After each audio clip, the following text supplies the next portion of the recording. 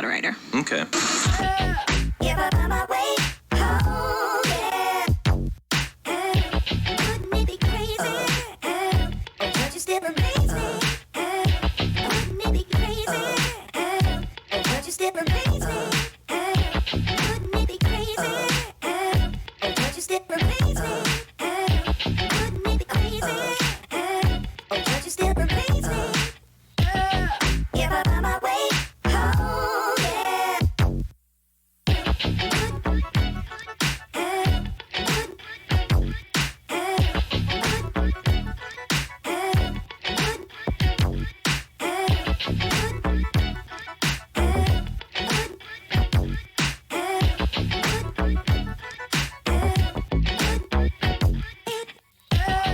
Yeah, but on my way home, yeah. Wouldn't it be crazy? Don't you still amaze me? Wouldn't it be crazy? Don't you still amaze me? Wouldn't it be crazy? Don't you still amaze me? Wouldn't it be crazy? Don't you still amaze me? Yeah, but on my way home, yeah. This is the moment for those who. What we do here is go back.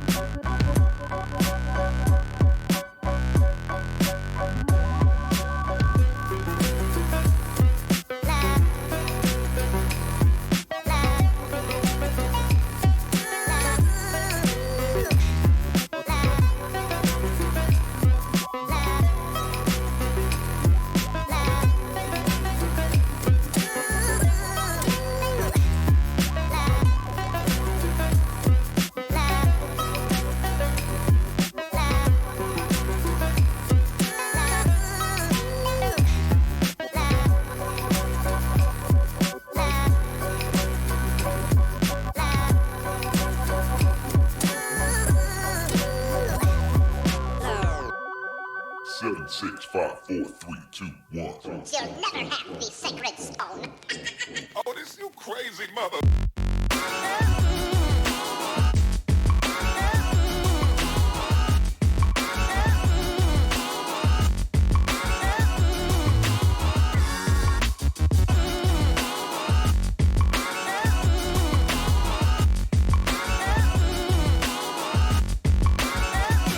But I promise you, baby,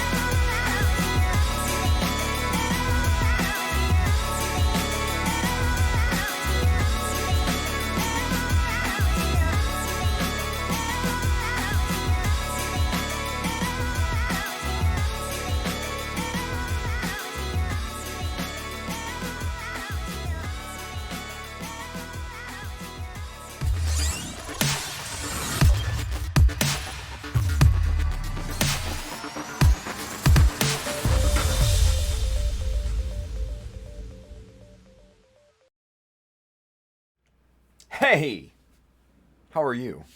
What's going on, everyone? Welcome to the Child of Mecha live stream. I am your host, Tim, the one and only Child of Mecha. And it's Monday, you guys. But it's not terrible. Because it's a normal week for me. Hey, I don't have to travel anywhere this week. That's a good thing. It's a real good thing. It's a good thing for you too, because I get to stream 3 nights this week. So we're actually going to have a Wednesday stream. How about it? Yeah. And then we got Mechanism on Friday. So yeah. So there we go. Bro Builder, I was about to be like, where the fuck is Tim? I'm right here, bro. I'm right here, dude. Jeez. Anywho. Donnie's over there on Facebook. He says, good evening, Mr. Mecha. Donnie. Sir. Good sir. Man, if you haven't seen, Donnie's on that Mecha kick, man. He is like all in it. I don't hate it. I do not hate it. Freak Nasty 88 is over there on Twitch. They say, yo. Howdy. Terry T. What's going on, Terry? Man, if you haven't watched Terry's, if you haven't seen Terry's build on Instagram and all that, man, I'm going to tell you what, you're missing out. He is scratch building this upscaled Nachin tank. You know, those little weird chubby thing models that Zach's doing contest for, and but Terry's upscaling and scratch building the whole thing, like even down to the fingers. Like he posted the fingers and the knuckles and all that today. Like I was like, what? That's awesome. It's really, really good stuff. So go check that out. Gundam Yanthem on Instagram. Highly recommended follow. Hell yeah. Anyway. Let's get shit started, shall we? Hell yeah. Rocking the bear guy tonight. Hey, look at that. Freak Nasty 88 subbed. Welcome. Hey, you know what? Freak Nasty 88, you get one of these. Yeah. Welcome to the army. Good to have you. But rocking the bear guy tonight. I need to get some new shirts, man. You guys are getting too good at guessing what shirts I have, because I don't have many anymore at this point. So I need to get some new ones. I think that needs to become a priority, I think. Anyway, let's see. So much little stuff. Anyway, hey, if you want one of these Bear Guy shirts, go hit up www.chadamecha.com. Hit the store at the button at the top. You're going to find shirts and hats and all sorts of other cool stuff. Go get it. I hear they make wonderful Easter presents. Somebody told me. After that, if you are interested in any of the tools and materials and stuff like that we're working with here tonight, there is going to be an Amazon link below here on Twitch and YouTube. That side, if you're watching on Facebook. If you're watching on Twitter, I'm sorry, but Twitter doesn't allow descriptions in the videos, so you're going to have to check another platform, or childofmecha.com. There's a bar up at the top, and you can click it, and it'll lead you to the same place. I do get a bit of a commission based off the stuff that you buy, but it doesn't increase the price for you, and it goes to help out the stream. So load up. I actually updated some of those links today because I know a few of them kind of went out of stock. Mainly the 91% isopropyl alcohol, and I'm sure everybody can guess why. Yo, I can't even find 91% isopropyl alcohol in any stores around here. That's how bad it's getting, right? With this coronavirus stuff. And I get it, and people are trying to take precautions, and I respect that. But damn it, it's putting a hamper on my painting ability. Son of a bitch. Like, come on, man. So, funny enough, I the listing actually on the list that I have, I signed up to be notified when it would come in stock, and I did that like a couple days ago, and it came in stock today, right? And I jumped on it, and I'm like, oh yeah, I gotta buy some. So I bought 3 cases of it, right? 6 bottles each, 3 cases. So that's 18 bottles coming my way on Thursday, hopefully.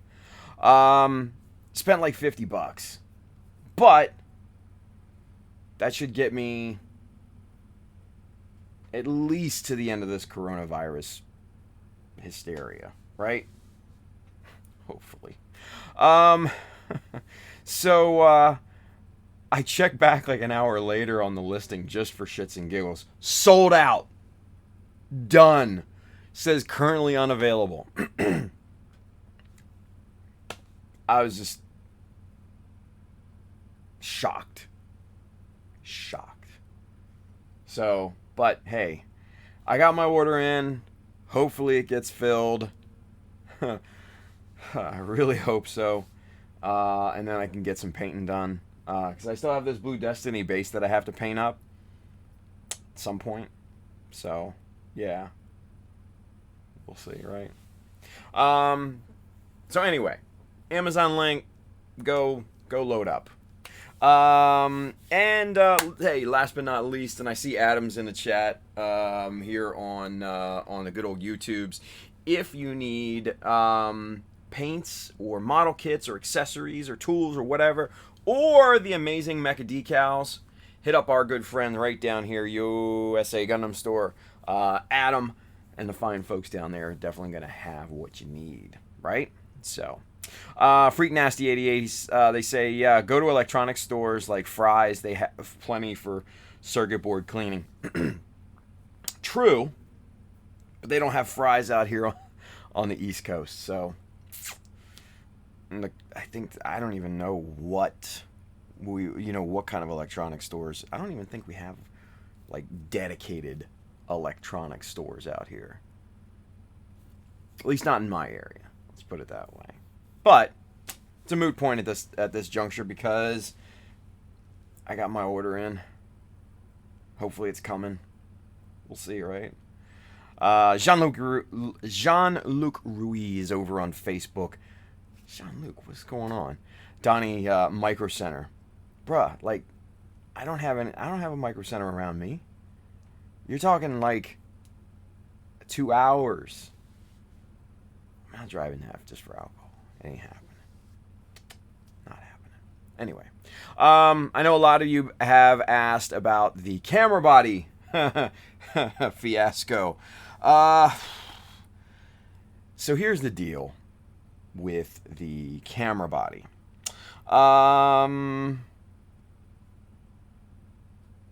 It's not going to work. Yeah, so the T7i is back up here. Bought a T7 thinking T7, T7i. 1/2 generation difference, right?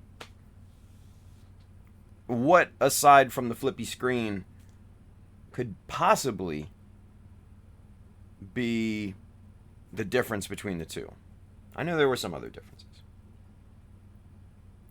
But what the hell? Why can't you keep the thing on in live mode indefinitely, like you can with the T7i? 30 minutes, and then it cuts out automatically to protect the sensor from overheating. Like, what the hell, man? So, the T7's not going to work in this situation. So I sold it. So I was out, I got $250 for it, so I was out like less than $50. Lesson learned. I went and bought a used T7i body. That's coming hopefully at the end of this week. And we'll be in good shape. So, expensive lesson learned. Well, I shouldn't say expensive, but lesson learned. And it's not something they necessarily put in. It's not necessarily something they put in the manual or features list. Oh, hey, this shuts down after 30 minutes in live mode. It's not something that they tell you. It's something that you just fucking find out. And that pissed me off. I was super hot after the stream on Friday. What the fuck is going on? What are you gonna do? Right? What are you gonna do?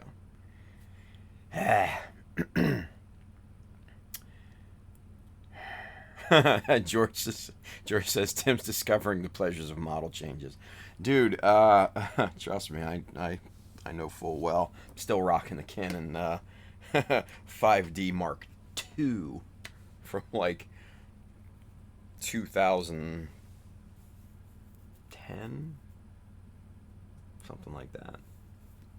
Yeah, 5D Mark II. Still a workhorse, don't get me wrong. Still shoots great video, and it's a full sensor. I do love it.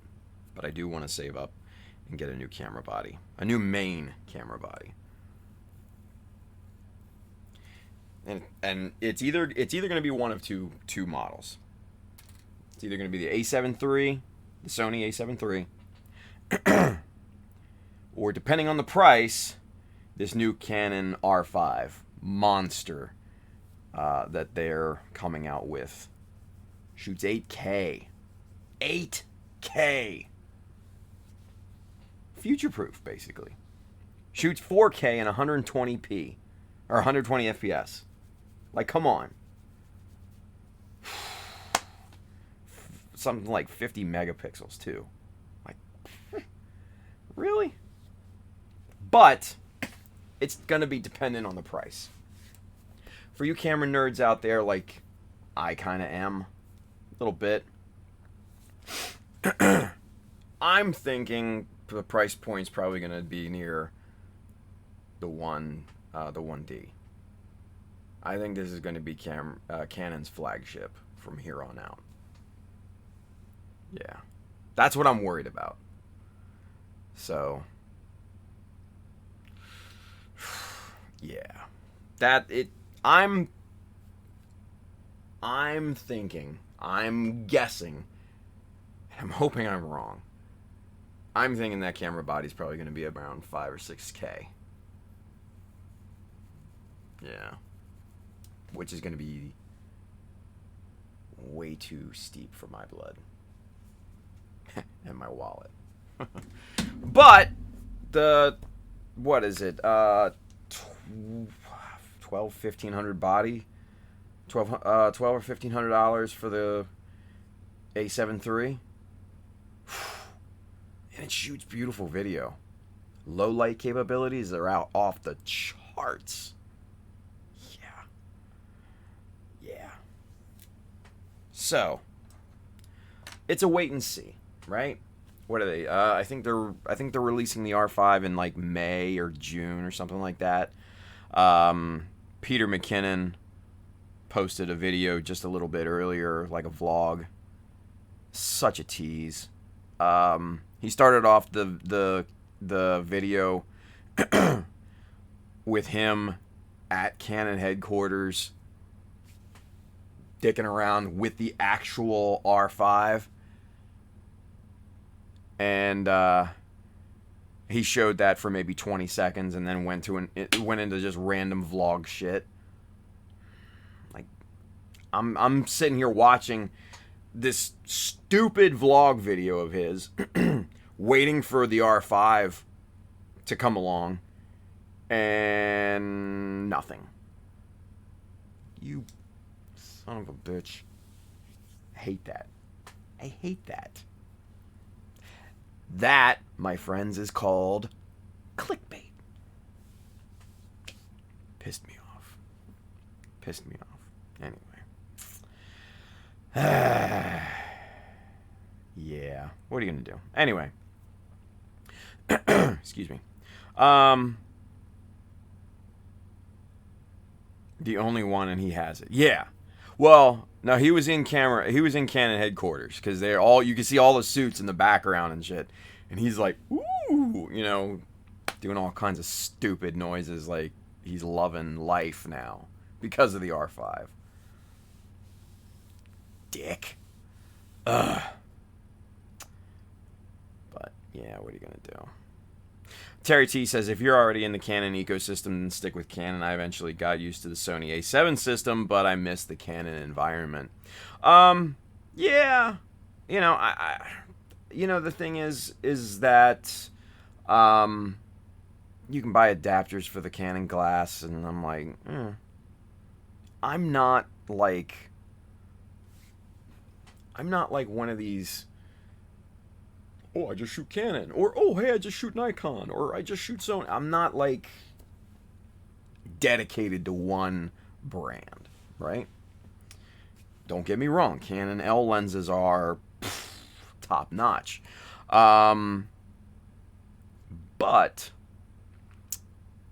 Sony has been giving both Canon and Nikon a run for their money the last couple years.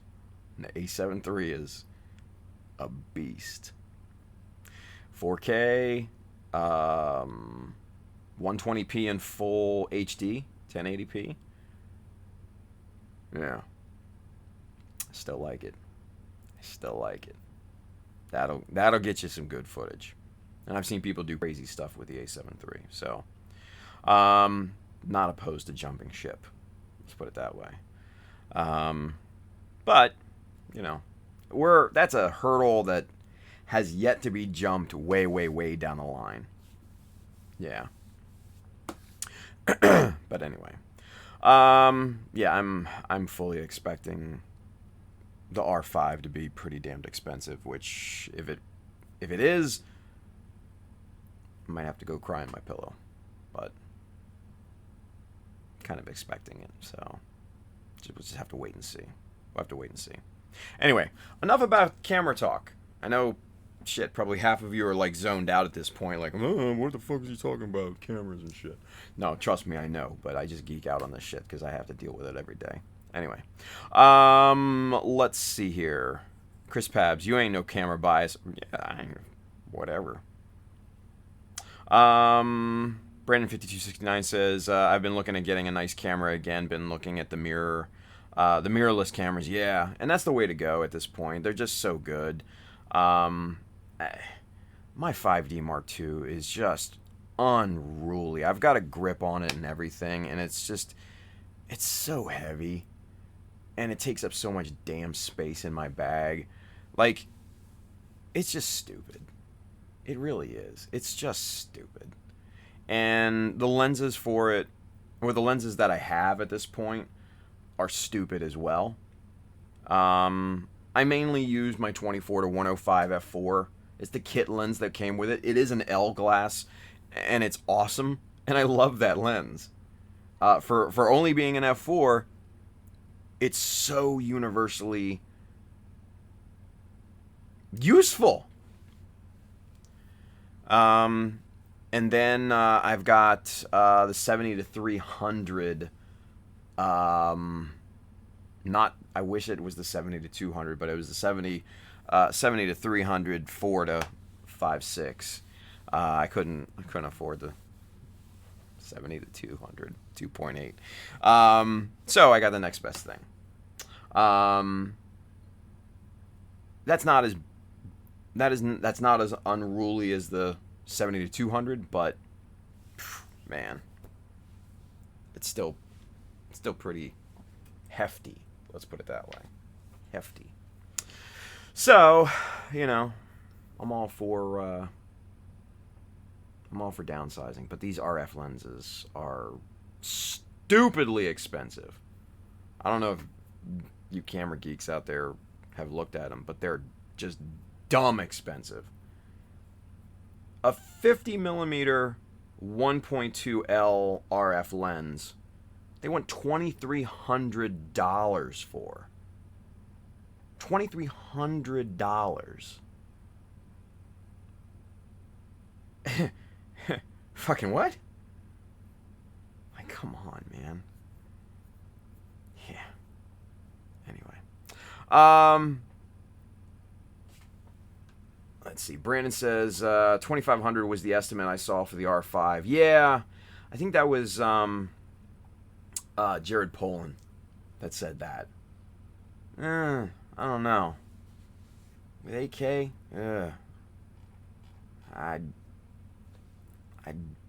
I don't know. It'd be a miracle if it came in at less than 3. Let's put it that way. So, George says, and on tonight's episode of Camera Talk, yeah, we're kind of starting off that way, aren't we? Shit. Hey, look at this. Mike Wine's over there on the Mecha Army Facebook group. So is Mike Tagaro. He says, nice to see you again, bro. Dude, nice to see you, man. And Jack Ellis is over there as well. He says, so what's a good camera for a beginner? I'll be honest with you. The T7 is a great camera. You can get it just super cheap right now, especially with the kit lenses and everything. You can get it for about $500 with 2 good lenses. Yeah. Yeah. So that's a great starter. Great starter. It's an APS-C. It's a crop sensor, but it's not. That's not. I don't even see that as a thing now. Mind you, full frames definitely have better pictures, but in terms of video, other than the crop factor on the lenses and everything, I don't see it as really being a big deal. Yeah, the Canon T7. That's a good starter, and then also the T6 is super cheap too. Both shoot, great footage. Both shoot great photos. So, yeah, depends on what you want to do with it. Don't stream with either one of those damn things. Trust me, I learned the hard way. But yeah. Those, if you want to get started with just taking pictures and shooting video. Hey, Chris Jones 1388, new sub. Thank you. Welcome to the army. You get one of these. Hey, Mecha Army. You know where it's at. But anyway, yeah. Fro knows photo. Yeah, Jared Polin. He's funny. Brandon 5269 says can buy an 8K drone for like $2,000 right now. Shit, man, you can buy a 4K drone for probably $600. I know my Mavic Air was about that. It was just, I think it was just under 7 when I got it, which was a steal. It's a work drone. Don't get me wrong. I don't use it for anything else. It's for work specifically. So, yeah. Anywho, Juan, Mr. Crovera's over there on Facebook. What's going on, Juan? Good to see you, buddy. He says, how have you been? Man, on the grind, bro. On the grind, yeah. Gumbo Uruguay, Javier says, we moved from one expensive hobby to another. Yeah, cameras are way more expensive. Shoosh. But anyway, Ruslam says, good camera for beginner. For what? Streaming? The camera one Tim is using is great to start. Yeah, the T7i is great if you want to go the DSLR route. This camera right here? This camera? This is a C922 webcam. It looks pretty damn good for being a 7-year-old webcam that Logitech just can't seem to get right anymore. Ugh. God, you guys get me started on cameras and shit and streaming gear and all that, and I will go. Pfft. Yeah. Let's see. Donnie's fixing tater tots. Donnie, fix enough for all of us, buddy. Come on now.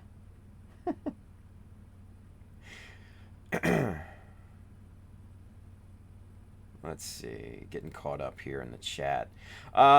He says, Brandon says, don't get me started on watches, George. My brother-in-law is very into them. Yeah, watches are another expensive one, right? Shit.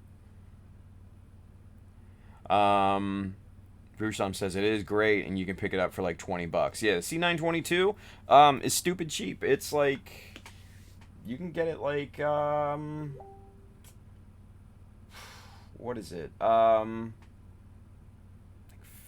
$50-$60 on Amazon right now? Something like that. I don't know. I have it in the list if you wanted to really get into the webcam thing. Mind you, I'm going to tell you right now, the webcam is doable for like an overhead, like camera 2, like what we do.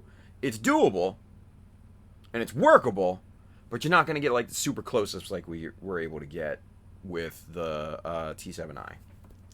It's just one of those things. Mainly because of the lens, right? Because this is a webcam, it doesn't have a variable lens. So, yeah. One of those things. Anyway. Excuse me.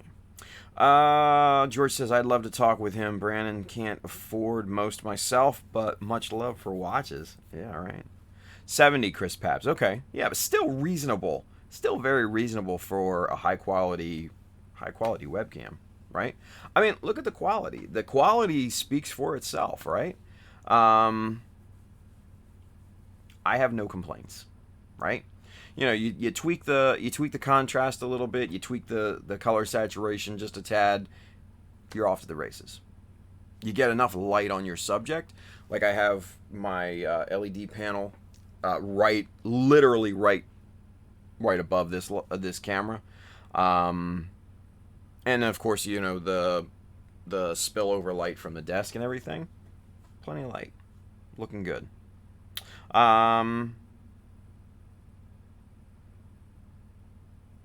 Yeah, and Bill says, yeah, but he said beginner, so webcam works perfect. Absolutely, yeah, 100%. If you know, if he's streaming, we don't know. So yeah, Chris Pab says, oh, I've been looking. Hopefully YouTube streams soon. Yeah. Get off Instagram. Stop streaming on Instagram. Stop trying to stream builds on Instagram. It just doesn't work. It just doesn't. The whole infrastructure of Instagram Live is just not akin to building models. Yeah. Whoa. Huh. Brandon says, in reply to George, he had 2 Ardmoire Piquets stolen from him 2 years ago. Lucky he got them back. The maid at the hotel he was at stole them. Shit. So for those of you that don't know what Ardmoire, I'm probably pronouncing that wrong, Ardmoire Piquet, that is a stupid expensive watch. Like, there's Rolexes that are stupid expensive, and then there's Ardmoire Piquet. Like, way up there.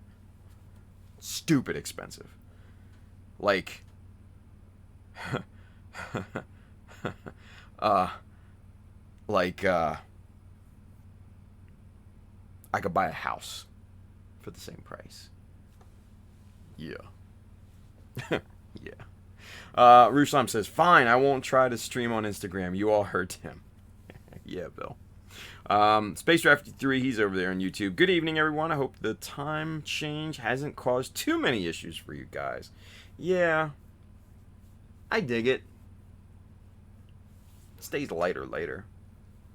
Can't complain, right? Anyway. So yeah, guys, the camera body is FUBAR.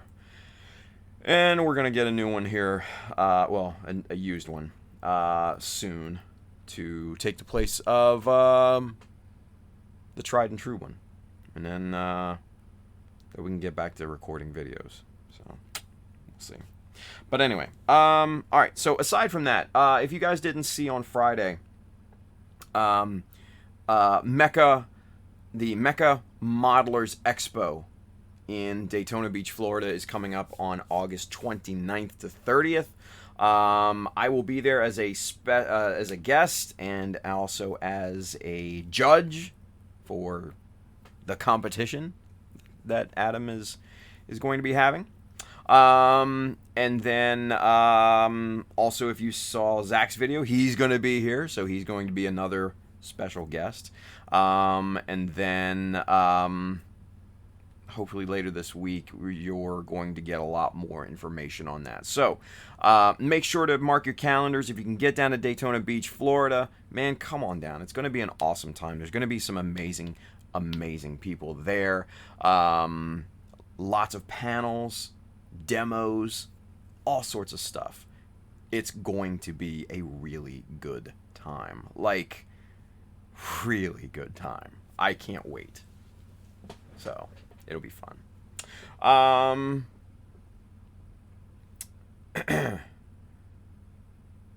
Let's see. Superset 5 over there on Twitch. He's got a question.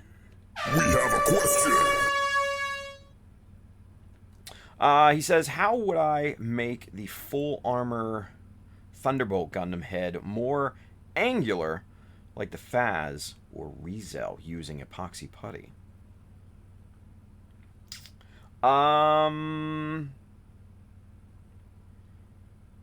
Just go to town on it, man. Yeah. What I would do first is kind of what I did with the Verka head that I am modifying on this, right? Extended like 3 millimeters, right? That gives it kind of that nice elongated look and feel to it. And then, yeah, just any roundy areas that you want to angularize. I just made that word up. Hit it with some epoxy putty and bada boom, bada bing. Sand it down. Trim it. Yeah, make it look angular. That's what I would do. Yeah. Donnie says, I'll be there. Sounds like fun. Hell yeah, it sounds like fun. Like a stupid amount of fun. Yeah. Gunplay Miami Chris says, I'm so excited. If I'm still employed by then, I'm on my way to Daytona. Yeah, well, hey, if we're not all dead by then. Or zombies. Coronavirus. Anyway.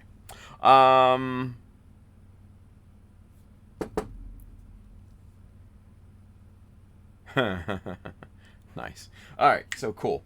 So yeah, so there's all that. Anyway, let's get to it, shall we? Camera 2. Booyah. All right, let's get everyone zoomed in and caught up where we're at. Yeah, let's get booyah, and let's get all the winders back up here. Let's get you zoomed out just a tad bit, maybe about there. I think that looks good. Yeah? Yeah. Okay, so last time we were together, we were trying to match up. We were working with these two, right? And we were cutting the overhanging, low-hanging fruit off of there. And then over the weekend, so I started to, shape this and everything. And I think we started on Friday when we were together. And to my dismay, I couldn't get the angles to match with the other side. So the Mechanism crew had kind of an impromptu non-broadcast hangout on Saturday night, and you can ask the gang that was on there. I was like beside myself, frustrated with this, because I'm sitting here and I'm filing and sanding and everything, and it's not matching, right? And I'm doing everything that I'm thinking of, and I'm like, you know, I'm measuring, you know, how wide this surface is, and you know how long this angle break is, and everything like that. And I could not get it. Could not. I just could not. And it just put me beside myself. I was so mad. Yeah, Chris Pab says, my thumb remembers. Yeah, that was another funny one. We won't get into that. So, you know, I had to go old school, man. I had to go old school. I had to break out the trusty metal protractor here, the old General, and just started measuring angles and stuff like that. And as you can see here, these two back surfaces, those are 30 degrees. 30 degrees off of this flat surface here. So what I did, matched it up here, was not 30 degrees. That was my issue. So, as you can see, I had to laminate another 2 layers of plastic here, and I had to laminate another layer of plastic here, because I almost burned through this surface here filing it down, which was not ideal. So, had to do all that and started to get this back into shape, right? So, we're not going to be working on this tonight because I need to figure this out on my own, and I can't do that on stream because if I do, I'll probably mess it up. So, we'll come back here at a later date once I have this matched properly, these two pieces, and then we'll kind of continue from there on these calf parts, right? So we'll set these off to the side, and we'll worry about those a little bit down the line, right? But what I was able to kind of be successful with was the ankle pieces. Look at that. Yeah, sexy. A little super glue I gotta trim back there. But so what I did here obviously was add this kind of roundy bit to make it look more RX-78, right? And then these two white plastic bits here on the side. If you have seen the Just, you've seen that the two corners are beveled or chamfered. So what I did was I added a nice thick strip of plastic, and then squared those off, cut those down, trimmed those, and then added 2 more strips on top of that to get a nice raised look. And then we got some panel lines running down both sides, some horizontal panel lines, one actually up here as well on this surface. And man, these just came together really nicely. You know, curvy little panel line to accentuate the little circular detail, and a nice little flat little panel line there. Overall looking pretty damn good. I'm happy with it. We got both here to match. Pretty nice. So I think we're gonna continue on from there and probably start working on the foot a little bit. Yeah. Here we go. Sorvon's got a question.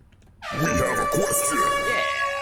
He's over there on Twitch. He says, when strapping over something like ankle armor, do you start with the big surface or the smaller surfaces? That's a really good question. Really good question. What I would do is start with the larger surfaces first. Or start with a large surface. And then progressively surface, right? So, this here, this was not necessarily a strapping type of situation. Because like I said, I just super glued on a strip here, and let's get that a little closer so you can see. I just glued a strip onto the bevel, right? And then trimmed it this, on this side, trimmed it on this side, got that square first, and then glued that strip of plastic on top of that, right? So that's really all I did. That's all. So that's it. That's it. Anywho. So yeah. So there you go. Good stuff. Easy stuff. But yeah, so what I would do is definitely start with a large surface and then continue on from there progressively around the shape. So, good stuff. Michael Crumrine says, no, beveled is the correct term for that. I think chamfer only refers to the bit type. Ha! See, Pabs? You're wrong. I'm right. Thank you, Michael.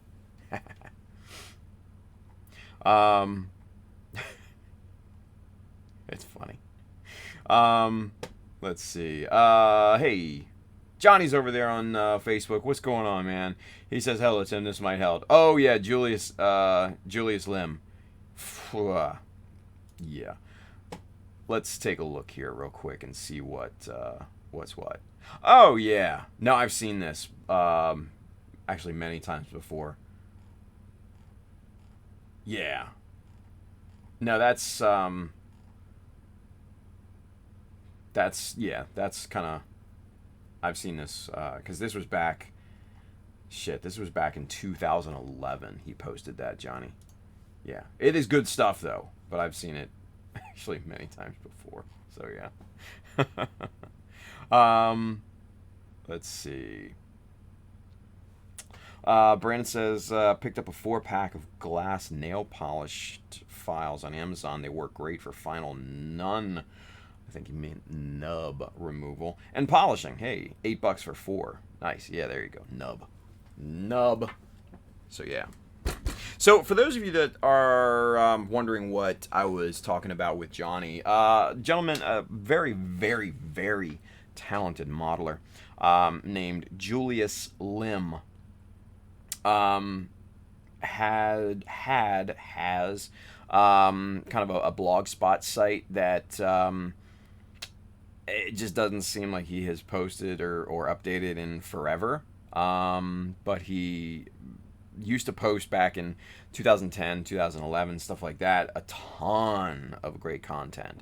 So that's what Johnny was posting. And yeah, I've been a fan of his for quite a long time, but yeah, like he kind of dropped off the face of the earth, unfortunately. It's just one of those things. I guess life gets in the way, right? So, excuse me. Black Lotus over there on YouTube says, I know that it was back in the old days. Maybe we can bring Julius back from Gundam retirement. That would be pretty awesome, right? Yeah. That would be pretty awesome. We need people like that with high levels of scratch building ability. You know? That type of skill set is not common all that much anymore. Just isn't. So, learning from the old school. Oh, that's Johnny. Oh, Johnny, damn it, you killing me, buddy. Black Lotus is Johnny. All right. I see you.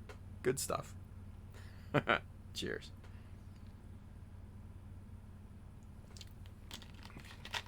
But yeah, man, the old masters need to definitely kind of keep that going, right? Like, I know I mentioned it a few weeks ago. One of my true inspirations, Mr. Mutu Asumi, is back kind of on Twitter, and it's just really cool. Because, like, he kind of replied and all that, and yeah, it was pretty awesome. It's pretty awesome. Anyway. Johnny, Mr. Black Lotus says, like, Toy Maker, he's getting into shape. Yeah. It seems kind of like Kenny's, I don't know, maybe got that itch again. I don't know. Like, he got, like, into shape physically, and then he just kind of lost the urge to build, right? Which I completely understand. Like, it's tough kind of balancing those two. It really is tough. But yeah. Freak Nasty 88, Tim got starstruck. Dude, you have no idea. Like, complete fanboyed when Motu Asumi, like, replied to my comment on, like, his deal. Actually, no, I actually shared or retweeted, I don't know Twitter very, very much, but I retweeted his post, and he replied, and I was just like, whoo. Yeah, it was cool. That was like one of my big inspirations coming up, right? I would see his stuff in, like, Hobby Japans and everything, and I would just be like, yo, I want to build like this. This is amazing. So, yeah, definitely a fanboy moment. I'm not gonna lie. Not gonna lie. All right, so let's get to work, y'all. Cause it's already 10:56. We've been talking about cameras and bullshitting and everything like that. It's just crazy. Now, there's a little bit of glue on this surface right here, so we need to clean this up a bit. So allow me a moment here to just kind of shave this glue off here. There we go. And we'll hit this with a little bit of sandpaper.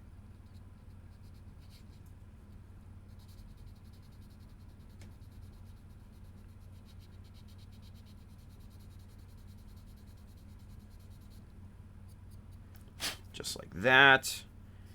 And next we'll hit this with the file just to make sure everything's looking nice.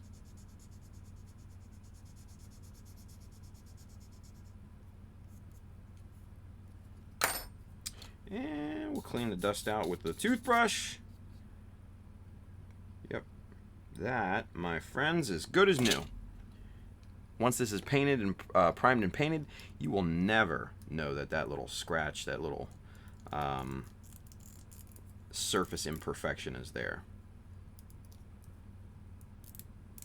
Okay. Get the inner parts back on here. And then let's show you kind of what this looks like now on the actual foot and leg assembly here.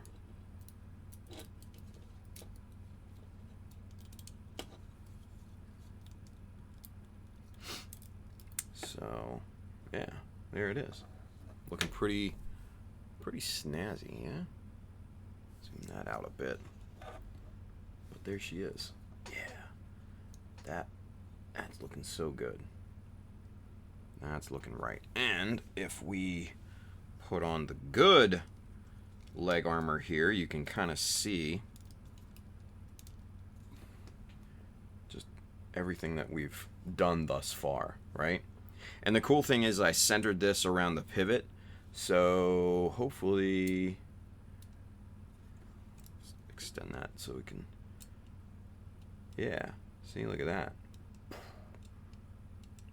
Dead center. Looking good. Looking pretty damn good. Now what we're gonna do a little bit later is we're gonna do the same thing with these inner parts here, like we did on airdrop. We're gonna replace these and cover over these with something a little bit more interesting, right?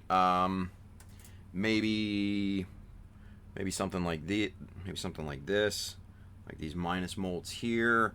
Or even just something like these standard minus molds there. I don't know. I still haven't really kind of made up my mind on that yet. But that, like I said, that's another hurdle that we have yet to jump. So we'll worry about that at a later date. So, but what we can work on here is this bit here on these legs. Let's get to that. Right now, what I did here, you can see it on the other side. There's a difference in height between this panel and this panel, right? And that's about 3/4 millimeters. So what I went ahead and did was glued a strip of 2 millimeter by 3/4 millimeter on this side, and so it raises it up. And what we're gonna do is we're gonna add some pretty cool little effects to this, and I'm gonna show you what we're talking about here in just a second. So we're going to put the leg off to the side. Now,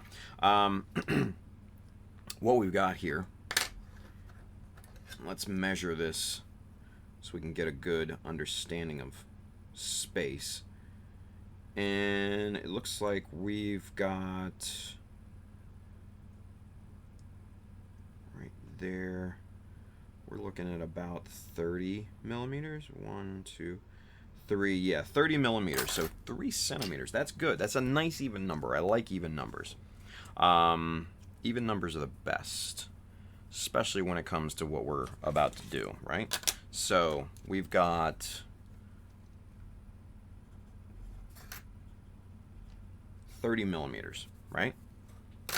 So what we're going to do is we are going to make some nice kind of almost like a serrated, scalloped kind of look to this. And what we need is a strip of 3/4 millimeter by about 1.5, and I think this is it. Let's make sure, right? Huh. Okay. Now let's calibrate the deal here first. And that's coming at about 0.86. Okay. And this should be 1.5. Yeah. Ooh. 1.54. Man, it's not even showing on camera very well. But I think this is what we need. So let's double check here and see. That's a little high. Let's check the stash and make sure what we got here. Let's see. And let's also make sure that this is truly, oh no, that's 0.5 millimeter, isn't it? That looks like 0.5 millimeter to me. Let's see. Yeah, okay, I was wrong. So that's 0.5 millimeter thick, not 3/4 millimeters thick. So that actually does change things. So we need to dig out the stash here. Let's see, 1/2 by 1, and then it goes 1/2 by 2. All right, so we're gonna go 1/2 by 1 millimeter. Okay, we're gonna do that. Let's see if we have any on the bench first. What is this? This looks like 1/4 millimeter. Although that could be a good look, but I don't think I want to go that route. Yeah, it doesn't look like we have any 1/2 by 1, so we're going to pull that strip out here. 0.5 millimeter by 1 millimeter. Get that out here, and then we'll show you what we're going to do here, right? But first, Superset 5's got a question. Oh, wrong button. We have a question.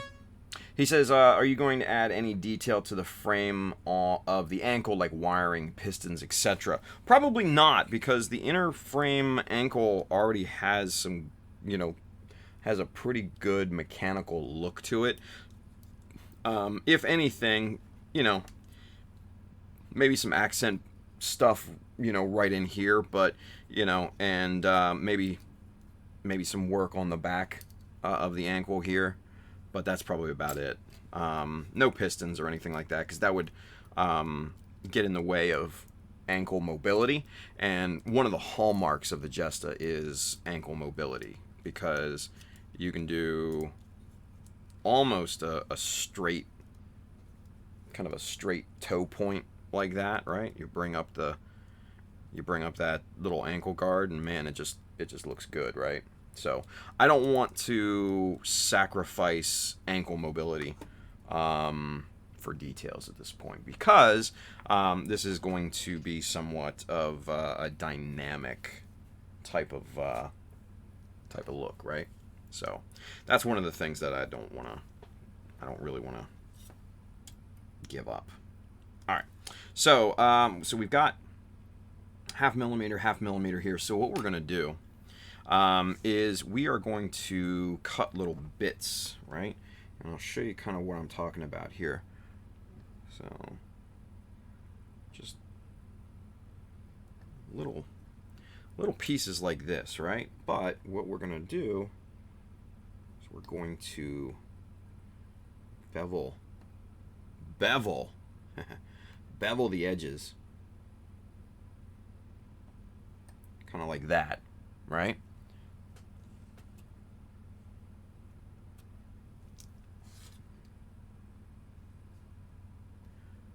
Like that. And then we're going to take and glue them on here in a spaced out kind of succession here, and that's going to look killer. Then we go and outline scribe the whole thing, and that's going to be super tedious, but super worth it, right? So I think that's what we're going to do. Yeah. But first things first, we got to get our spacing down, because that's going to be crucial at this point.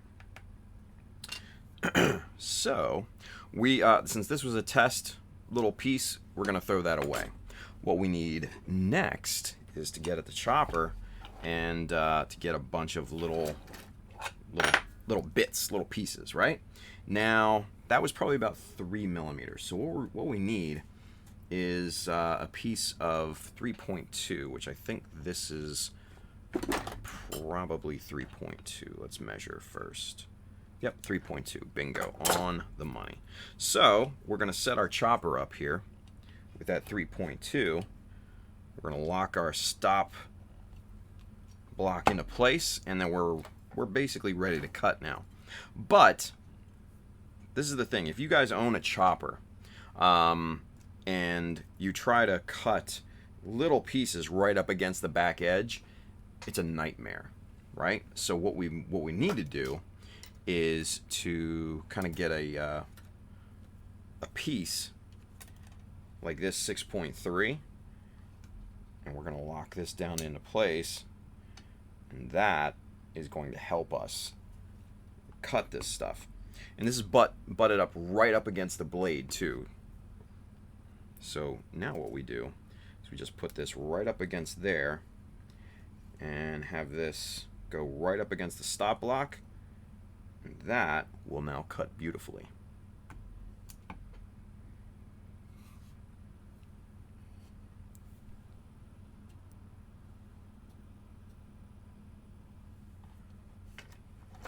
See, there's that little piece right there that cut. So that's perfect. All right, so we'll just continue to cut a few pieces here. We'll cut maybe 6 pieces.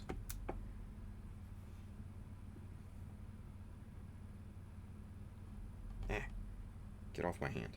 Get off my freaking hand. And I don't know where that other little piece went, but that's fine.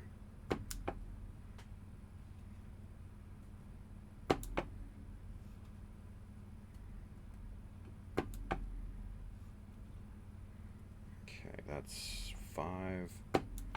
Alright, there's 6. Let's go 7. Just to be on the safe side, just in case we lose one. Right? Alright, so we're going to put that off to the side. We're going to unlock this 6.3, And we're going to get our little pieces over here. And we're going to dump these right on the mat there.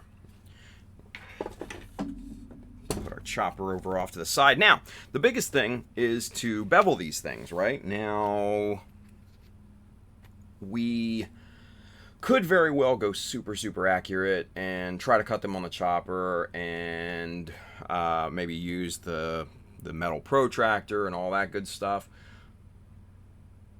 It's a lost cause. I'm just saying. It's going to be a lost cause simply because these pieces are so tiny. And no one's going to notice whether that angle is a 30 or a 40.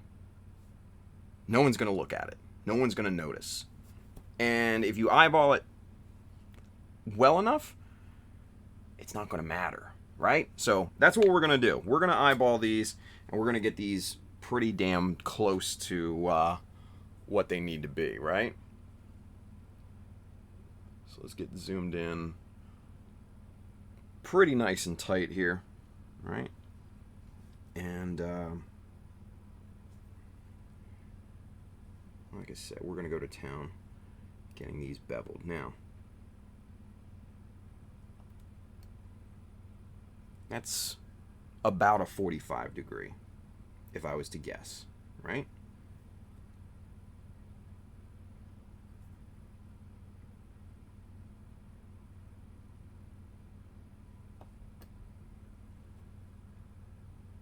And just for contrast, there's that. And that looks pretty even on both sides, right? And that's just eyeballing it. Why not, right? So that's what we're going to do. We're going to continue to eyeball this.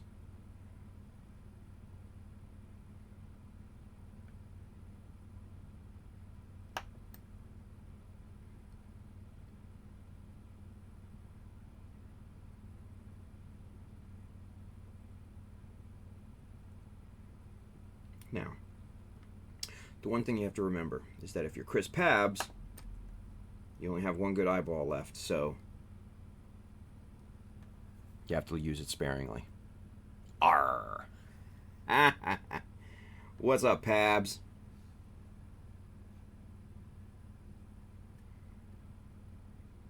We had a good time with Pabs the other night. He kept hurting himself. Like he does.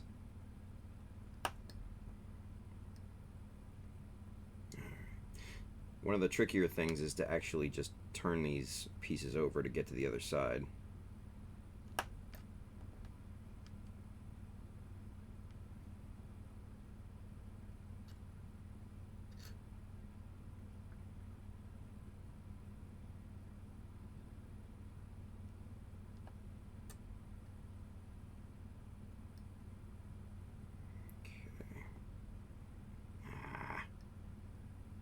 Come on. There we go. So, as you can see, this is kind of very tedious and kind of nerve-wracking, but worth it once you see the finished product, right? There he is. Chris Pabs. LOL. Damn it. Gotcha.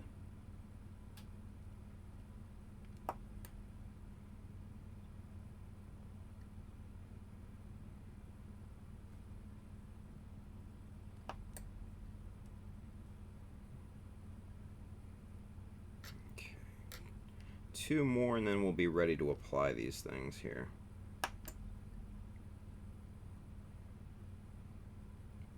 And application, that's going to be another kind of tedious ordeal. But, like I said, once I show you kind of how to do it, man, the looks that you can achieve with something like this are pretty insane. And it just makes the whole kind of look of the piece so complex and kind of mechanical looking. Like I did this on the Hummingbird back in the day, and actually did it a lot on the base, and with much bigger pieces though. That's the one kicker. But as you can see, those look pretty damned even, right? It's not bad. Not bad. So Chris Pab says, I'm just showing people how to not get hurt. Right. Fuda Bay always says, nah, Pabs, he did not bison you at least. Yeah. All right. So we've got our leg here. We've got our little scallop kind of pieces and stuff like that. Now, like I said, comes the true tricky part, right? Which is placement. So what we're going to do is we're going to use these, and we are going to space those out 2 millimeters. So there's going to be a 2 millimeter space between each little part here, right? So first things first is we need to start with that 2 millimeter space. So we're going to put this right up against the bevel here on this leg part, and then we're going to put a mark with our pencil right there, so you can see that. And then let's just make sure that this is a good 2 millimeter. Perfect, dead on. Let's see. Nathan Zero Kai, he's got a question. We have a question. He says, is a jeweler saw good to cut apart? Good to cut parts that are hard to cut with a regular hobby saw? I guess I've never used a jeweler saw before. I mean, I've seen them and I know what they are, but I've never used them myself. I guess the only way to really find out is to try it out, right? I honestly don't know. That's just me being me. My only concern with the jeweler saw is because it's like a coping saw. If you guys have ever worked with trim and stuff like that, or it's like a hacksaw. It's like it's a blade. It's a single blade, suspended between 2 points, right? So there's a little bit of flexion potentially with that blade, right? So I don't know. Brian Broboter says, I really like my jeweler's saw and use it all the time. Hey, there you go. Mind you, I'm just guessing. Brian obviously has much more experience with them than I do.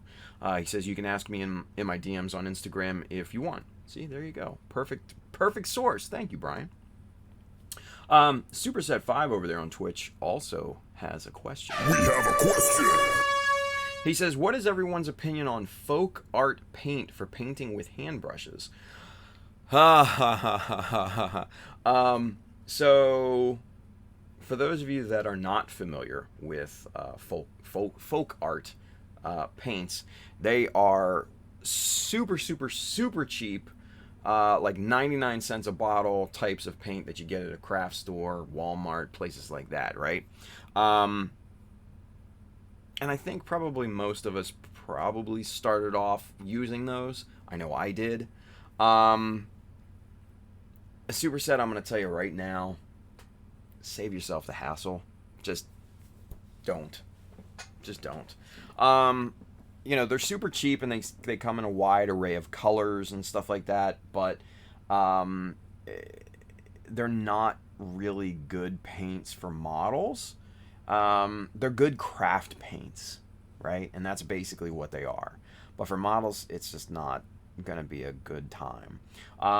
If you want to hand paint something, I would look into kind of like what miniature painters use, like Citadel and those types of paints. And I'm not really familiar with those, but I mean, those guys hand paint all the time, and those finishes look amazing. So I would look into something along those lines if you're really wanting to get into hand painting, because I think you're going to find a lot more success in those brands of paints than you are with the really stupid cheap ones, because the last thing you want to do is paint an expensive model comparatively with super cheap paint. You know what I mean? It's just, I don't think it's going to end well. That's my opinion. So Jay Santos is over there on YouTube. What's up, Jay? Brandon5269 says that we have a question woke me up, so time for bed. Night, Brandon. Have fun, buddy. Glad we woke you up. All right, so let's get into application of these things here. Let's zoom out just a little bit so you can kind of see what we're working with here. We've got, just a scrap piece of plastic, which is going to become our palette, right? And what we're going to do is we're going to put just a little drop of super glue on here, and that's going to become our source of adhesion, if you will. So we've got our piece, we've got our glue, we've got our little bits here. So we're going to take our little hobby knife and just kind of poke those little deals, and we're just going to just get a little drop of super glue on here, and then we are going to place these ever so carefully right up against the piece, right on our line. Just like that. Okay? And then we're going to just go down the line, and that's going to provide us that really cool kind of serrated, scalloped look, right? So, get another piece here. Kind of.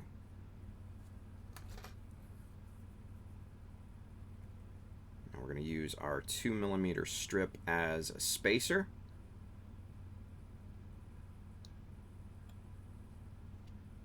Hopefully I can hold all of this at the same time.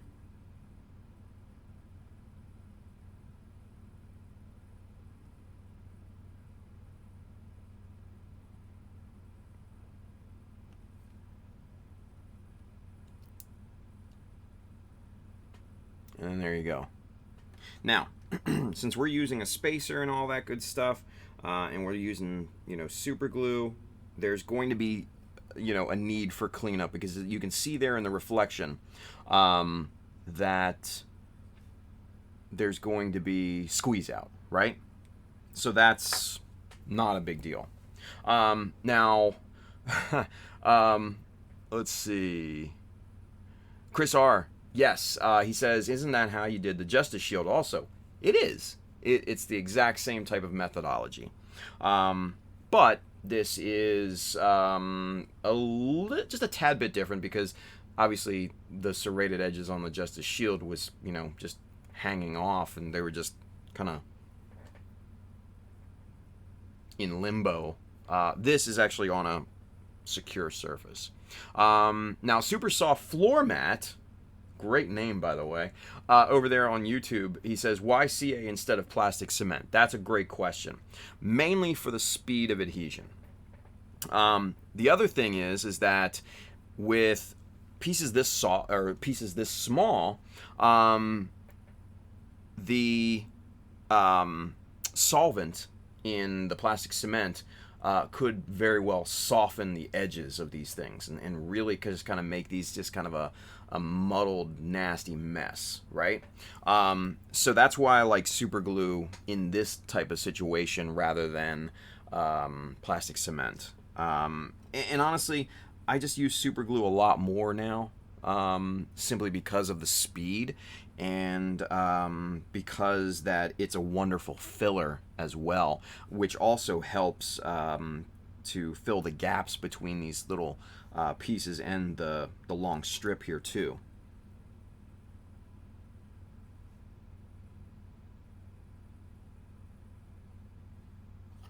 right.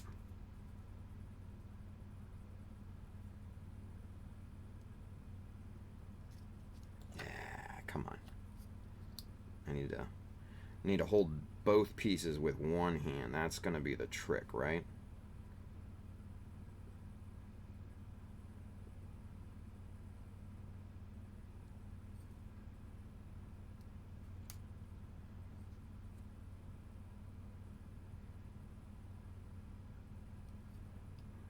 And you can kind of see that tooth pattern starting to form there, right?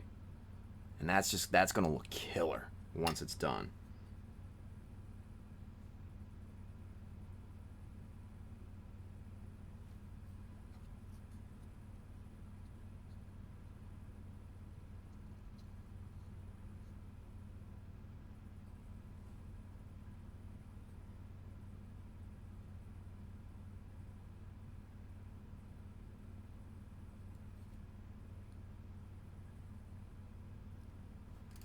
Okay. Yeah. Look at that forming.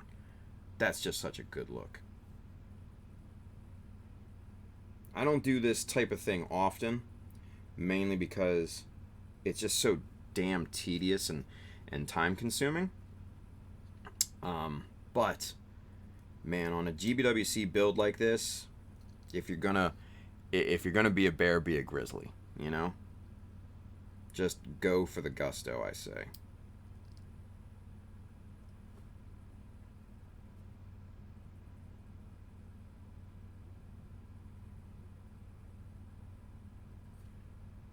Okay, now look at that. There's that look down the side. That looks awesome, right? That looks awesome. Now, we're about to turn a corner. So that's where it kind of gets a little hairy, right? Just a little bit. Now we're going to eyeball this because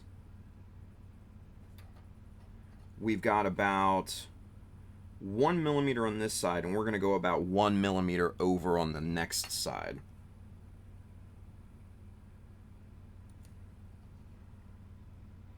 Just to try and keep the spacing as even as possible.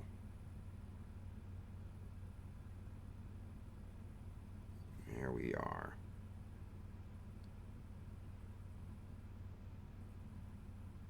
Yeah, look at that. The full Monty. Yeah. Oh, yes, sir. All right. Now, let's check to see what it looks like actually with the other piece of armor, right?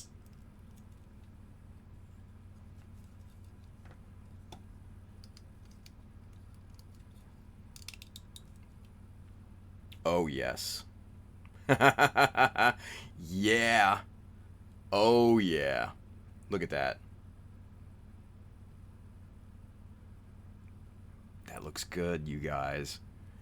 That looks good. Pull back just a little bit. Now imagine this all primed and painted, right? And what I'm going to do is I'm going to come back, clean up all of the squeeze out and the super glue and everything, and completely make this surface pristine, but then also do an outline scribe on this so it's kind of it gives that separation look. So when we go to panel line this, that panel lining fluid is going to catch in those recesses, and it's just going to make this whole thing pop, right? Yeah. Yeah. Yeah, that's what I'm talking about. Look at that. Look at how nice that looks. I'm just admiring my own work. It just looks good. And it's super satisfying too. So, Terry T says, I can attest to the speed and gap filling ability of CA glue. Thank you, Tim, for introducing me to BSI. Brother, you are most welcome.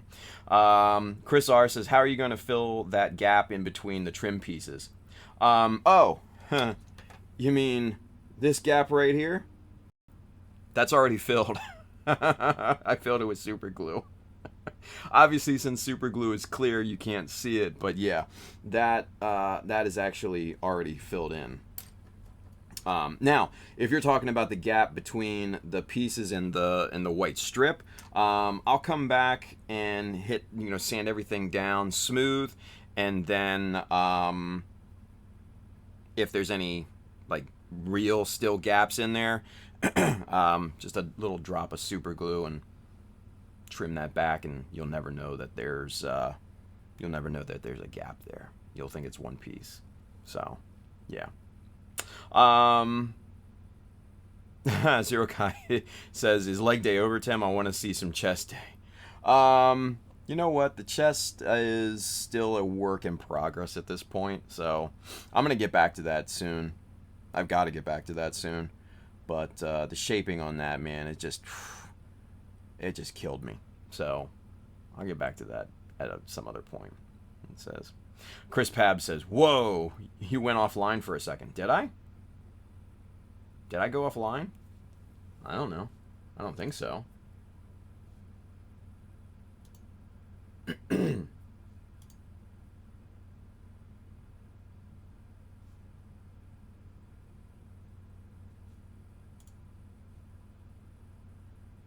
Ooh, maybe I did. I don't know. No, still live on the Mecha Army. I don't know. Anyway, yeah, Donnie says good here. It must have just been YouTube. Gert McDirt says just a split second. Huh. C'est la vie. Yeah.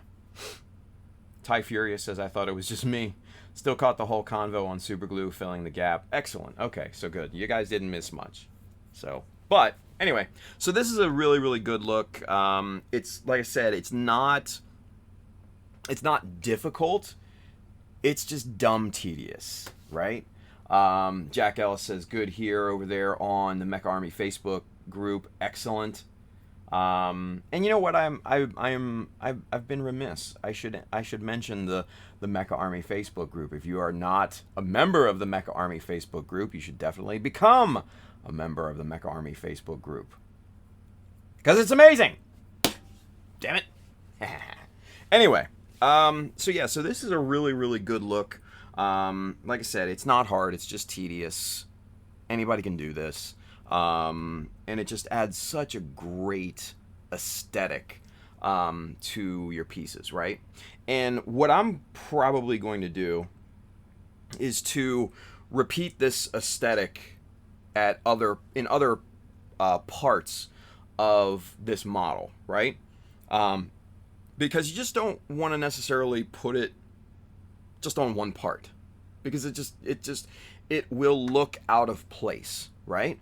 Now, the Justice Shield was a kind of a different beast altogether, because that was specific to the shield. It was a feature of the shield, where this is more a decorative almost type of element, right?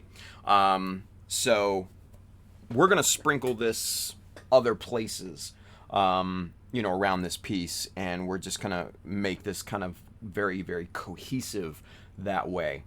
Now, if you guys have seen the Hummingbird base, I did this around like the bottom trim of the base, and on the upper part of the base and everything like that, and it just makes it just gives it a really, really good look, a very mechanical look. As you can see here on the leg, man, it looks right. It just looks right. So, yeah. Julio, what's up, dude? Mr. Clippin' Nubs, he says, just got out of the gym. That's what I'm talking about. What'd you do tonight, Julio? What was the workout tonight? Tell me. Share with the class.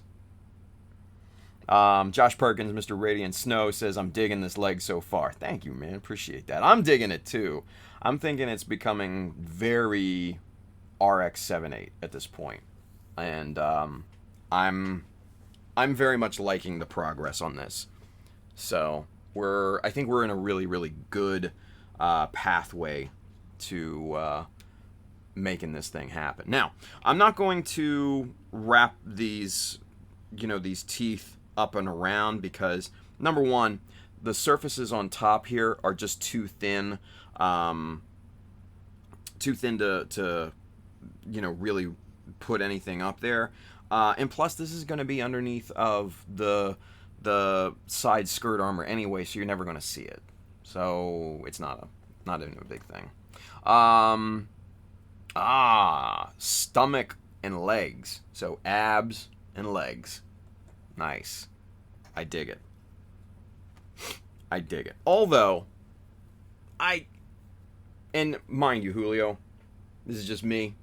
I'm not a big abs guy because I feel you get an ab workout pretty much with anything as long as you're flexing your core, which you should be doing on almost every exercise anyway.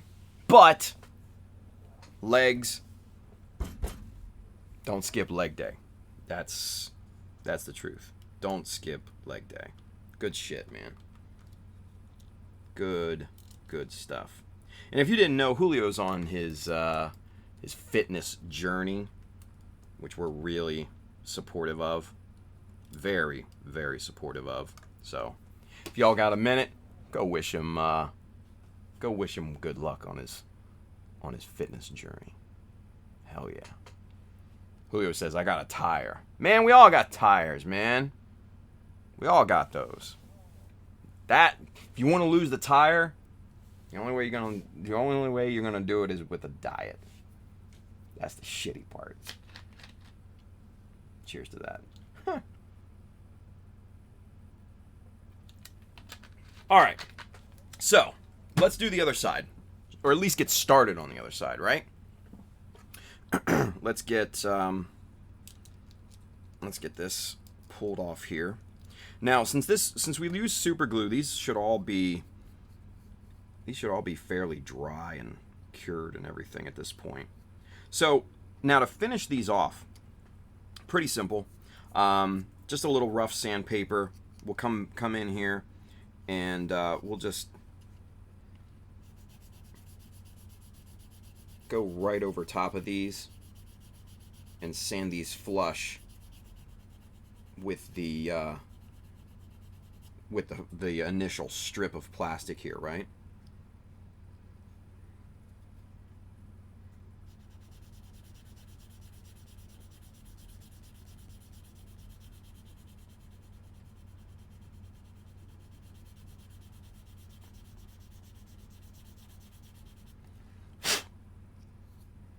And we'll do the fingernail test on these.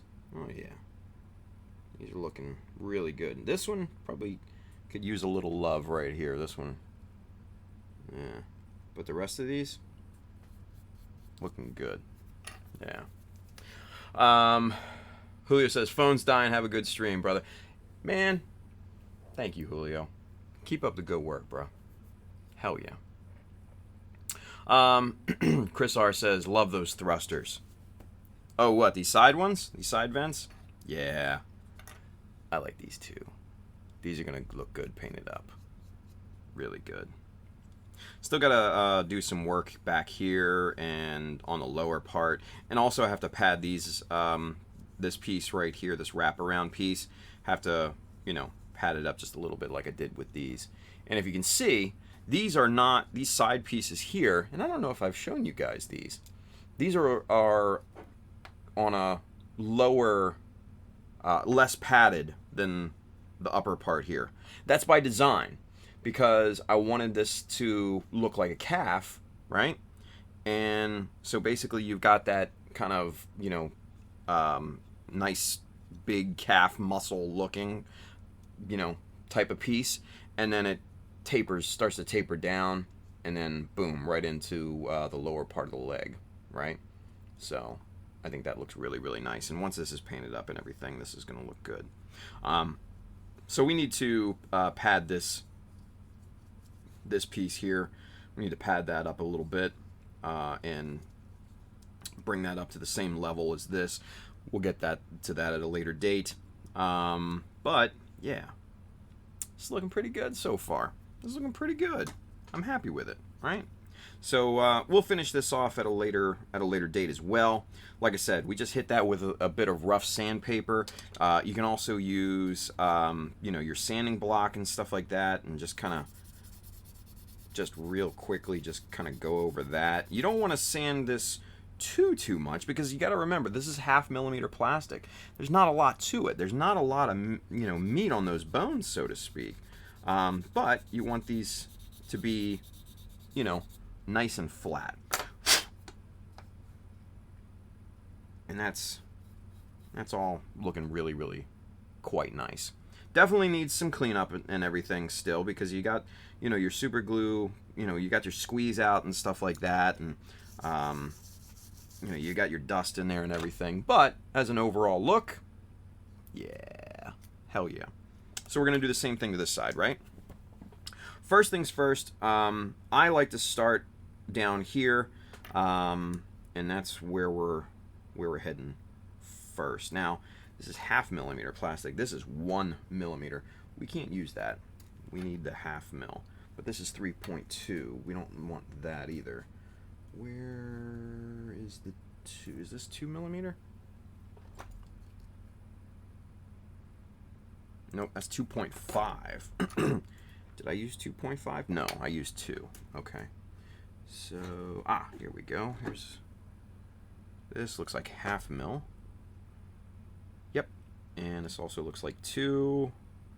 Perfect. This is what we want. This little guy right here. Now, excuse me. What we're going to do is we're just going to go quick and dirty on this thing, right? A little drop of super glue there. We're going to use a scrap piece just to spread this out right down here on the bottom. And we are going to very, very carefully place this piece right at the edge.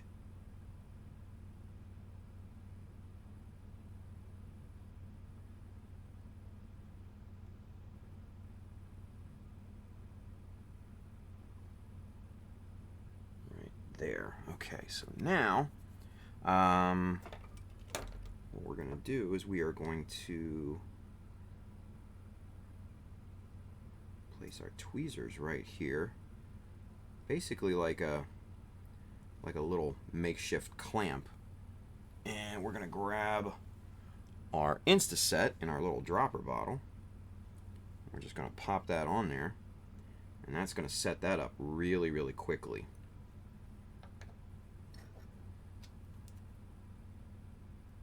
Try to get any excess off of there. Same thing on this side. While we're waiting for that to cure, we will clip off that.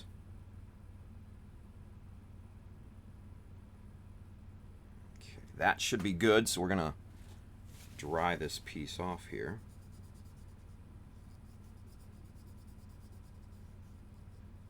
Just like that.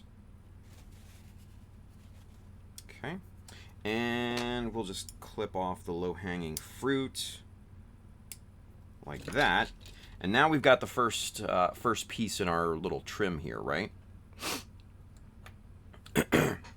Okay. Real quick. So Julius Sargi's got a question here. Boom. We have a question. Yeah. He says, Tim, can you do a short demo tonight on how to remove the squeeze out from those tight pieces? Yeah, sure. Actually, what I'm going to do is I'll show you how to remove the squeeze out on this piece, because it's the same process, right? So let's get in super, super tight. And you can kind of see right there in the glare the squeeze out, right? So it's pretty simple, actually. Again, it's just tedious. So what I do with a nice sharp blade, you come in, and what I like to do is do a vertical cut first. So right up against the edge, place your blade, and just right down on the edge. And that's going to separate the squeeze out from the piece, right? good if I was on camera. Just like this. Now let's get this focused so you can see. And let's see. Oh, what happened there? A. There we are.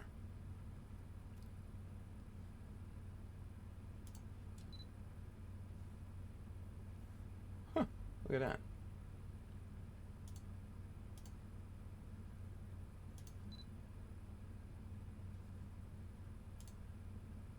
Okay, there we go. That was weird. Anywho.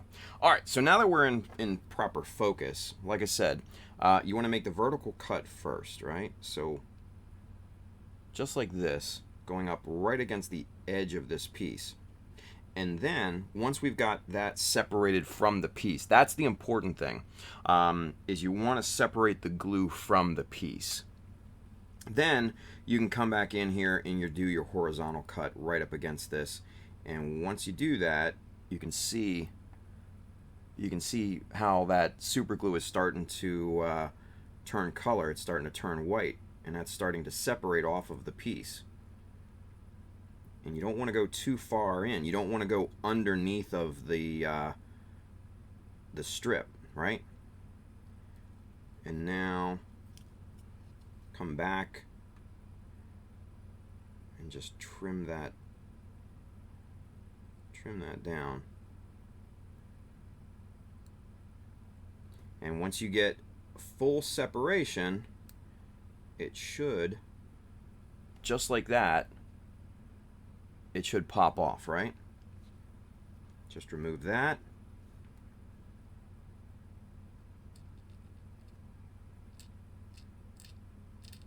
Just kind of, you can scrape that clean.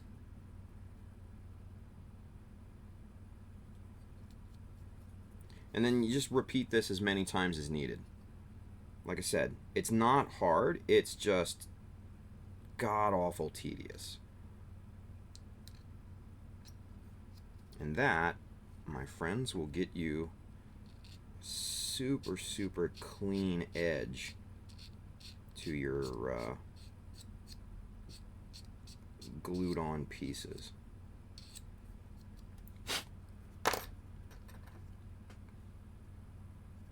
And there we go. Gives a nice, tidy, cleaned edge. Simple. Really. Simple. Simple. But so boring. Chris Pab says, this is how I stabbed my thumb on Saturday. So please be careful when attempting this. Oh, good old Chris Pabs, man. Ay. Julius Dembski says, cool, thanks. Do you ever use a chisel in a scraping motion to remove the squeeze out? Sometimes. The problem is that, like with scribing, you want to avoid the jump, right? The ramping. So, and it's especially bad with super glue because that gets pretty hard. It basically cures to an acrylic, right? So it creates a nice little ramp for the chisel. Now you can invert the chisel and try, kind of a push method. Again, it's not great, but it's doable, right? On the flip side of all that, you could use your chisel blade, right? Your Olfa chisel blade. Again, there's not as much accuracy in this. It's a much wider blade, sure, and you can kind of just go along and just kind of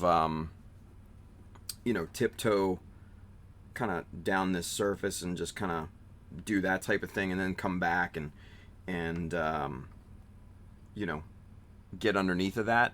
I just think you have so much more control with, hobby knife like this, especially this little NT cutter with this teeny tiny little blade at that 45-degree angle. You have so much dexterity in that little handle that your accuracy is just off the charts in terms of cutting potential. So it's just what I'm comfortable with, right? What I would say is do what you are comfortable with. Try it try it a couple different ways. And if you get good results, say with the chisel, use that, right? If you get good results with the chisel blade, use that. If you get good results with the little NT cutter or hobby knife, use that, right?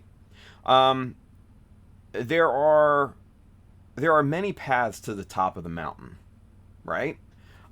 There's no one true way to do anything in this hobby. There's just suggested ways. Let's put it that way. I happen to prefer this method. That's all. So, excuse me. Chris Pab says I wouldn't. You don't want to score the plastic. Yeah. With the chisels, that's actually a valid point. Yeah. Zero Kai says, but Chris, we're not accident prone like you. Wow.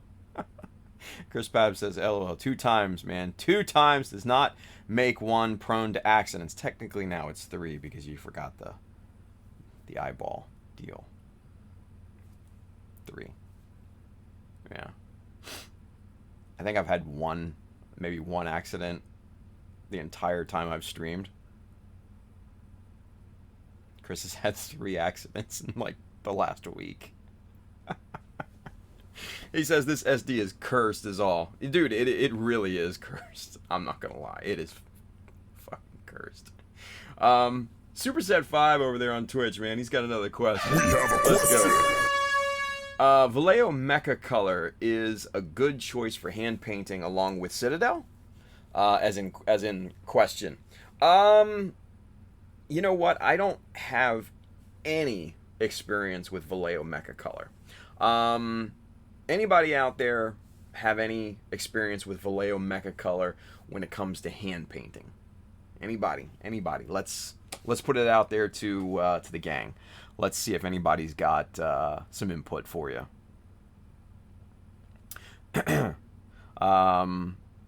Z's laughing at Chris Pabs over on YouTube. He says, all accidents have been off air. None count. Have they? Technically, you did put one in an Instagram story. And then technically the other 2 have multiple witnesses. So there's that. Just saying.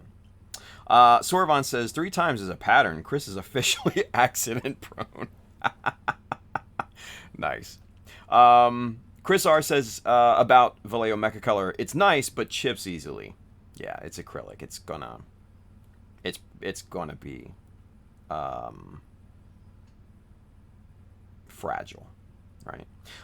Johnny Black Lotus says, I use Vallejo Air with Citadel and it works well. Just remember to thin your paints. There's that. Zero Kai says, yeah, Chris, go back to resin kits, you overachiever, and leave the SD for the noobs. Wow. Let's see. Greg Blair 88, Vallejo is really just for airbrush. Vallejo Mecha Colors though? I don't know. I've never used them, like I said. I'm a lacquer guy. I can't use that stuff. It's water-based. Okay. Jeff T over on YouTube says Vallejo Mecha Color works the same as their other paints. So there you go. Yeah.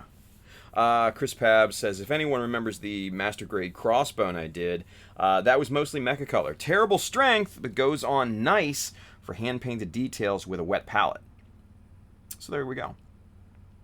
Yeah, I always thought the Vallejo Mecha Colors were more kind of an airbrush, kind of like their Vallejo Air. They have Vallejo's, what is it? The Vallejo, I don't even know what Vallejo crap is out. I don't use Vallejo, man. I don't like Vallejo. But it's just their regular color line, I think, is more for hand painting.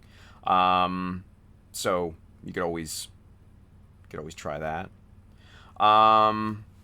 So Chris Pab says, and I've never used them again. So there you go. Zero Kai says, also, Tim, I switched my paints to Mr. Hobby. Hey, good choice. Good choice. All right. So real quick, let's lay down this other strip here real quick, because it's almost midnight. It's almost midnight. So what we need to do is we need to match this angle, and let's get zoomed out here because that's a little too extreme. All right. So what we're gonna do is we are going to again eyeball this. But what we're going to do, we're going to use our 1, 2, 3 blocks. Now, if you're familiar with the Gesta has alignment tabs, or at least used to have alignment tabs here, here, and here.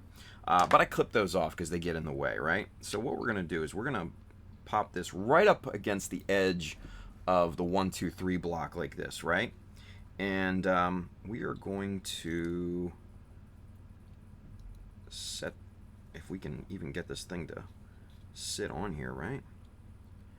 We're going to set this up just like this.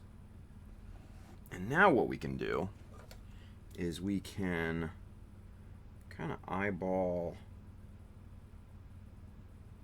a line here just like that. And that, does that seem... No, that's not even close to being parallel. Maybe something like that. And let's clip that. And let's see if we're in the ballpark at least.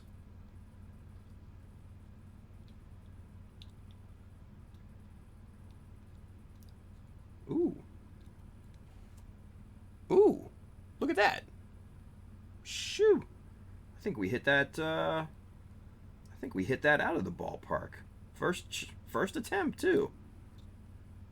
Hey, I'm impressed with myself. All right. Beginner's luck, really.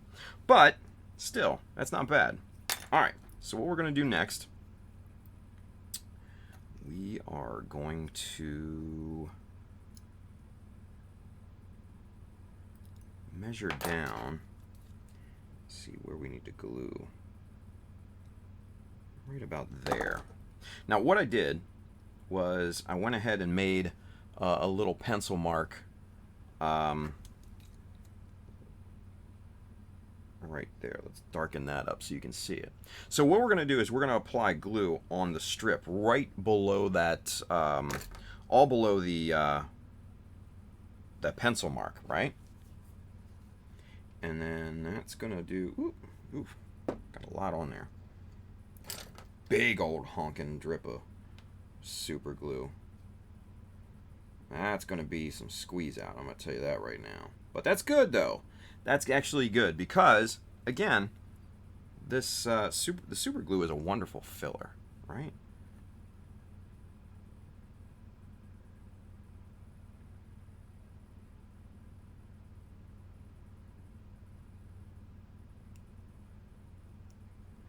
Okay.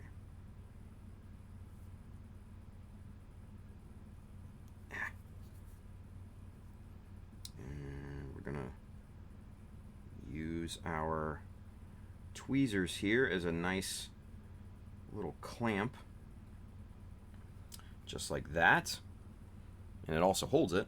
And we're gonna pop a drop, pop 2 drops on there, spin this over, get another one on the back side. And now that should be pretty damn good. Let's just clamp that down a little bit. And there we go. There's our trim. Easy peasy lemon squeezy, right? Done deal. Let's see here. Let's scroll back up. Let's get rid of those because we're about to close down the shop here tonight. Chris Pabs says they're pre-thinned, though more thinning is needed, as well as a retarder. He's referring to the Mecha Color, I guess. Vincent Lewis is over there on YouTube. What's up, Vince? You think Game Color, Tim? Yeah, that's what I'm talking about. Thank you, Vincent. The Vallejo Game Color. Yeah, that crap. Bro Builder says, don't stress me stepping into the ring, waving the NZ banner as well, Chris. Chris Pabs says, not even, you got me stressed out making sure I match your quality, Brian. Game Color is made for minis. Yeah. And it's by Vallejo. Yep, Vincent Lewis. Thank you, Vince. Yeah, that's what I was thinking of. I just, like I said, I don't use Vallejo. So I don't remember what the hell it's called.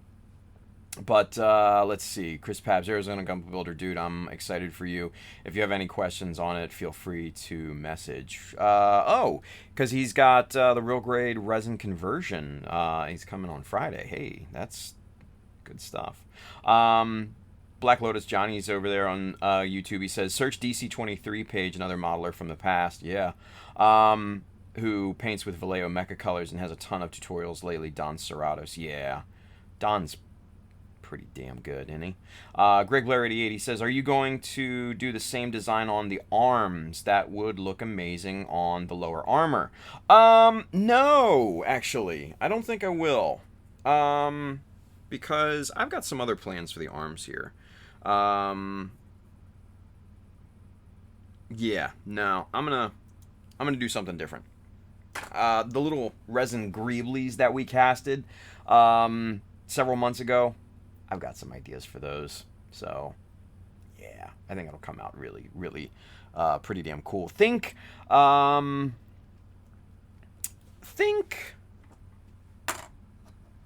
I would say is think about RX-78 meets Zeta Gundam forearm. I'll leave you with that. I'm not going to say anymore. Chris R says, oh, trust me, I plan on it, Chris. In reference to getting his real grade Sazabi conversion. Yeah, good stuff. All right, so it's now officially 12:02. We are at an end here. So we're gonna call it quits for the night. Let's go camera one, shall we? Wrap a bow up on this thing. Let's put this thing to bed. Yeah. So you guys, hey, if you want one of these cool little bear guy shirts, go hit up www.childofmecha.com. Hit the store button up at the top. You'll find shirts and hats and all sorts of other cool stuff in there. Aside from that, if you want to pick up any of the tools and materials that we worked with here tonight, especially the super glue, Insta-Set, all that good stuff, there's a little link right down here on Twitch and YouTube. That side, if you're watching on Facebook, again, Twitter, I'm sorry. Blame Twitter. But you can check out www.childofmecha.com. There's a bar at the top, which will link you to the Amazon page. I do get a bit of commission based off the stuff that you buy, but it doesn't increase the cost for you, and it just goes to help out the stream. If you need model kits, paints, accessories, real grade Sazabi resin kits, conversion kits, the almighty Mecha Decals, which are the best decals that you can buy. Check out our good friends right down here, USA Gundam Store. Adam and the fine folks down there will definitely have what you need. So let's get one last caught up with the stream here. Greg Blair says Zeta meets RX. That will look great, dude. You have no idea. Because I was searching through the Greeblies the other night, and I'm like, yo, this would look awesome. So, a later date. Anyway. All right. So, you guys, I will be back here on Wednesday. Don't forget. Yes, a Wednesday stream for a change. And then on Friday, we're going to do Mechanism. And we're going to have another good talk, just like we did, the other week. So, tune in for all that. It's going to be fun. It's going to be a good week. It's going to be a good week. Hell yeah. Fudibe always says, needs a Mecha Decal sound effect. It's a pretty damn good idea, actually. Not going to lie. Might have to work on that. Thank you, Fudibe. Anyway. All right. So you guys have a wonderful Tuesday. Go build something cool. Be safe out there. I will see you here on Wednesday. Don't forget, Wednesday. Yes, Wednesday. Throwing up the woo. Wednesday. Wu-Tang Wednesday. I'm stupid right now. Anyway, have a great night. I will talk to y'all later. Take care. Bye.